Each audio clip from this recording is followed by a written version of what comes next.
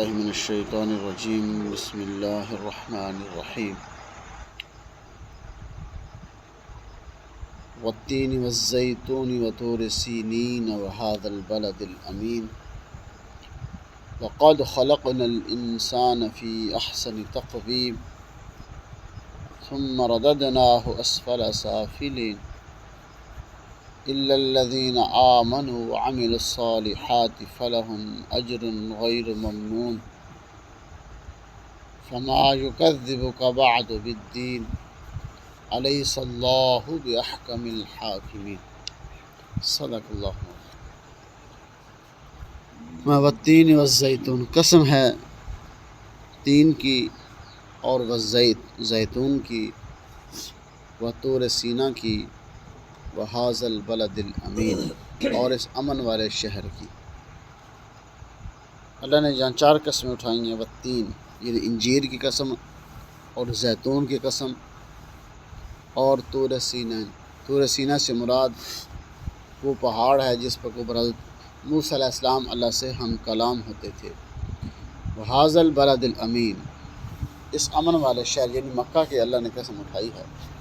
اس کے بعد فرمایا لقد خلقنا الانسان فی احسن تقویم، کہ بے شک ہم نے انسان کو بس بڑے اچھے اور احسن انداز کے اندر، احسن طریقے کے اندر، احسن سانچے کے اندر پیدا فرمایا ہے۔ انسان کو اتنا خوبصورت پیدا فرمایا ہے کہ اللہ رب العزت نے، انسان اپنے جسم پہ غور کرے کہ اللہ رب العزت نے ہاتھ اس کے کس طرح بنائے ہیں۔ اگر صرف ہاتھ سیدھے ہوتے، اس کی انگلیاں موڑ نہ سکتی، پورے نہ بنائے جاتے، صرف ہاتھ سیدھے ہوتے کوئی چیز پکڑ نہ سکتا، ہاتھ تو ہوتے لیکن وہ کوئی چیز پکڑ نہ سکتا، تو اللہ رب العزت نے انسان کے ہاتھ کے اندر اتنی نعمتیں رکھی ہیں کہ انسان کا ہاتھ جس طرف چاہے وہ انسان موڑ سکتا ہے، اس کی انگلیاں ہیں، اس کے پورے ہیں، انگوٹھا ہے، اس کے ہاتھ کی نرمائی ہے، اس طرح کہ اللہ رب العزت نے اس کے ہاتھ کے اندر کتنی نعمتیں رکھی۔ اسی طرح انسان اپنا سر مبارک دیکھے، چہرہ مبارک دیکھے کہ اللہ رب العزت نے کس طرح اس کے اندر بہترین آنکھیں پیدا فرمائی ہیں جس سے انسان جو ہے وہ ہر طرف دیکھتا ہے، کان ہیں اور کانوں کے سوراخ جس سے انسان جو ہے وہ سنتا ہے، ناک بنائی ہے اللہ نے، اس کا انسان سونگھتا ہے، زبان ہے، اس انسان کیا ہے وہ بولتا ہے، انسان ہر چیز کا مزہ چکھ لیتا ہے، کڑوا ہے، کھٹا ہے، میٹھا ہے۔ اس طرح اللہ نے ہونٹ انسان کے بنائے جس سے وہ اس کے انداز، گفتگو، بولنے کا انداز پتہ چلتا ہے۔ اور انسان کے اللہ رب العزت نے سر کے بال بنائے، داڑھی کے بال بنائے۔ اس طرح یہ اللہ رب العزت نے انسان اپنے ایک ایک چیز کے اندر غور کرے کہ کس طرح اللہ نے احسن طریقے کے ساتھ انسان کو پیدا فرمایا ہے۔ اور اس طرح انسان کے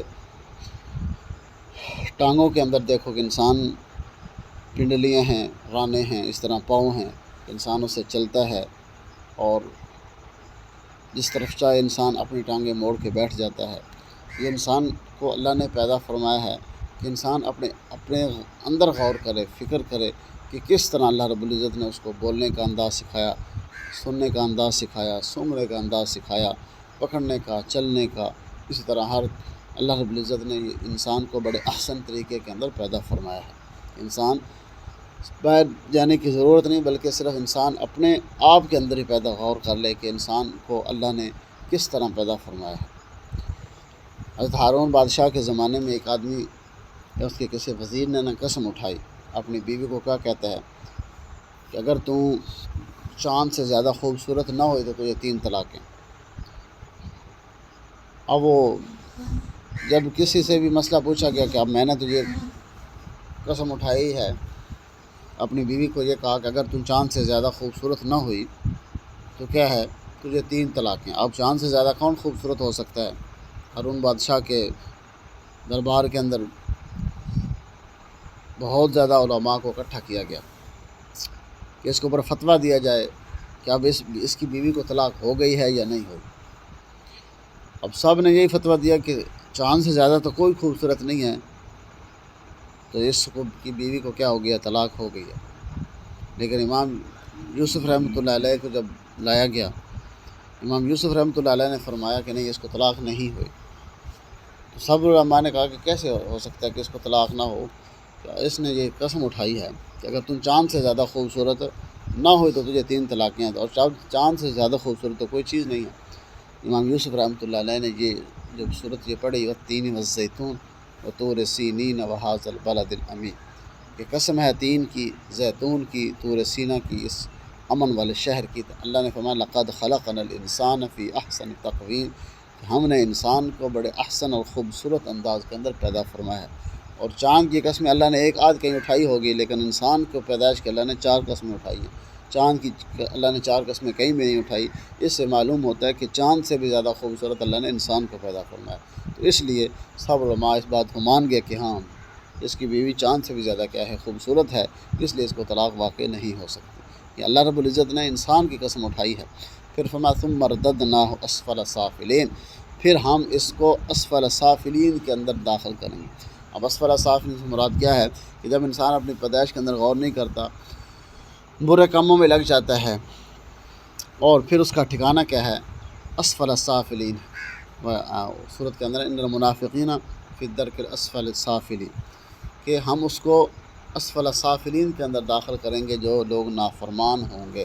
یعنی اس کو، یا اس کی دوسری صورت علماء نے بیان فرمائی ہے کہ انسان کی ہر چیز، ہاتھ ہے، پاؤں ہیں، ہر چیز جو ہے وہ اس کی کام کر رہی ہے، لیکن ایک وقت ایک ایسا آتا ہے تو پھر اس کی ہر چیز جو ہے وہ لوٹنا شروع ہو جاتی ہے، ہاتھ کے اندر وہ طاقت باقی نہیں رہتی پکڑنے کی، اسی طرح آنکھیں کی بینائی باقی نہیں رہتی، سننے کی سماعت باقی نہیں رہتی، بولنے کی طاقت باقی نہیں رہتی، اسی طرح سوچنے، دماغ کی، چلنے کی، اور اس طرح انسان یعنی لاغر و کمزور ہو جاتا ہے۔ پھر ہم اس کو دوبارہ اسفل سافلین کی طرف لٹا دیتے ہیں کہ وہ ارذل العمر کو پہنچ جاتا ہے۔ اس طرح اللہ کے محبوب صلی اللہ علیہ وسلم نے ارذل العمر سے پناہ مانگی ہے، یعنی جو 60-70 سال کی عمر ہوتی ہے وہ ارذل العمر ہوتی ہے، یعنی اس کے اندر جب انسان دوسروں کا محتاج ہو جاتا ہے کہ نہ خود پکڑ سکتا ہے، نہ خود کھا سکتا ہے، نہ خود پی سکتا ہے، نہ خود چل سکتا ہے، نہ خود پخانہ پیشاب کر سکتا ہے، یعنی ابھی وہ دوسروں کا محتاج بن جاتا ہے۔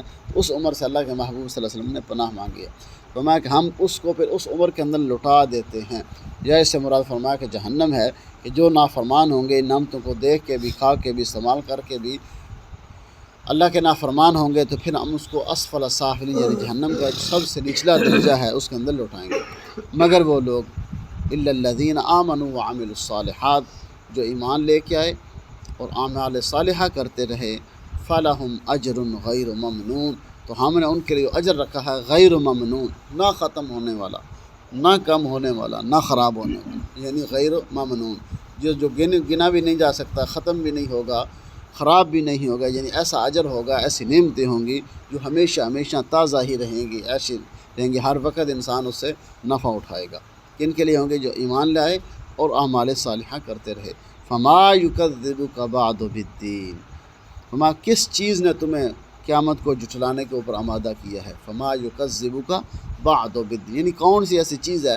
اللہ نے تیرے جسم کے اندر اتنی نعمتیں رکھی ہیں، باقی نعمتیں بھی اللہ نے گنوائی ہیں مختلف صورتوں کے اندر، مختلف آیات کے اندر، لیکن یہاں اللہ نے صرف انسان کو اپنی ذات کے اوپر غور فکر کرنے کی ترغیب دی ہے، انسان اپنی ذات کے اوپر غور کرے کہ اس کے اوپر کتنی نعمتیں ہیں۔ تو فرمایا کہ پھر بھی فما یکذبک بعد بالدین، پھر کس چیز نے، کون سی ایسی وہ چیز ہے جو اس کو کیا کرتی ہے، قیامت کا دن یاد نہیں دلاتی، قیامت کا دن انکار کرتا ہے، اس کو جھٹلاتا ہے۔ الیس اللہ بأحکم الحاکمین، کیا اللہ رب العزت سب سے بڑے حاکم نہیں ہیں؟ یعنی اس کا بھی ایمان اس کے بعد پکا نہیں ہوا کہ اللہ سے بڑا کوئی اور نہیں ہے۔ الیس اللہ، کیا نہیں اللہ تعالیٰ احکم الحاکمین ہے، سب سے بڑے ہیں، ہر چیز کو پیدا فرمانے والے ہیں، دنیا اور آخرت کا نظام چلانے والے ہیں، انسان کو پیدا کیا ہے، انسان کو موت دی ہے، انسان کو رزق دیا، انسان کو ہر چیز اولاد دی ہے، نعمتیں دی ہیں بے شمار، کہ انسان پھر بھی کیا کرتا ہے، آخرت کو بھی جھٹلاتا ہے اور اللہ کی بات کو بھی نہیں مانتا، اور بڑا جو ہے اس کی بات کو ماننا ضروری ہوتا ہے۔ اللہ تو ایسے بڑے ہیں کہ جس نے ہر چیز دی ہے، پیدا بھی کیا ہے اور موت بھی دے گا، زندگی بھی دی ہے، اللہ نے نعمتیں بھی دی ہیں، تو اس لیے بہتر کیا ہے الیس اللہ بأحکم الحاکمین، کہ انسان کو احکم الحاکمین کے سامنے جھکنا چاہیے اور اس کا اقرار کرنا چاہیے، اس کی فرما برداری کرنی چاہیے۔ اللہ عمل کی توفیق۔